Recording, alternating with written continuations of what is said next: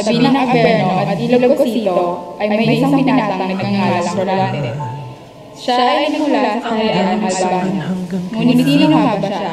Alamin at tunghayan ang kanyang kwento. Ako si Florante. Galing akong Albania. Ama ko si Duque Biseo at si Princess Flores ka naman ang aking ina. O Diyos ko! Ba't nyo na yung magkaganito? Nag-isang mabuting anak ako. Ba't nyo pinaparusahan ng ganito? Adolfo!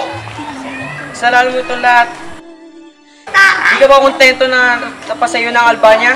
Pati ba naman ang pinakamamahal kong Laura? Sa loob ng 6 na taong kong paglilibot sa gubat na ito, wala akong ginawa kundi isipin ka, Derrida ang sinta ko. Ang hindi ko lang matanggap ay ang pag-agaw sa iyo ng aking ama. Bakit ikaw pa aking ama?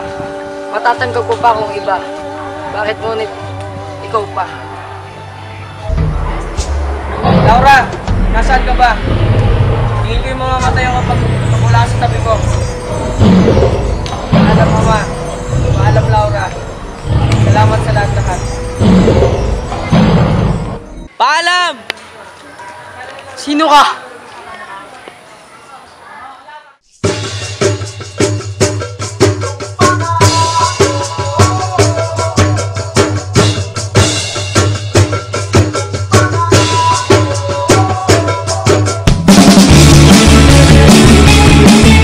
Ginoo, gumising ka.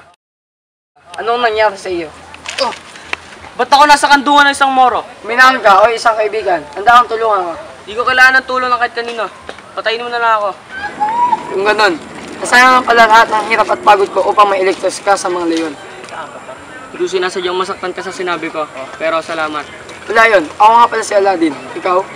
Ako si Florante. Bakit mo gusto mong pakamatay? Sige, kukwento ko sa'yo ang talang buhay ko.